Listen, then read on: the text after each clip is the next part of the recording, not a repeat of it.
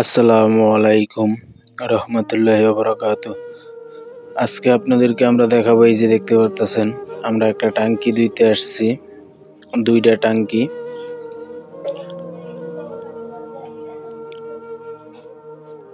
এই যেটা আমি ডলতাছি, এটা 2000 লিটারের একটা টাঙ্কি। এটার ভিতরে এত পরিমাণ আয়রন জমছে, নিচে প্রায় 3 ইঞ্চি পরিমাণ মোটা হয়ে গেছে আয়রনে। আমি যদি আপনাদেরকে দেখাই, এই যে দেখতে পারতেছেন,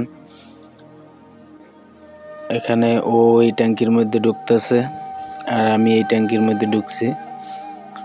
এই ট্যাঙ্কি দুইটা পরিষ্কার করবো আমরা।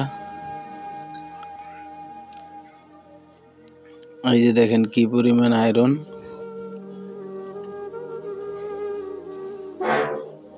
এই যে দেখতেই পারতেছেন এত পরিমাণ আয়রন।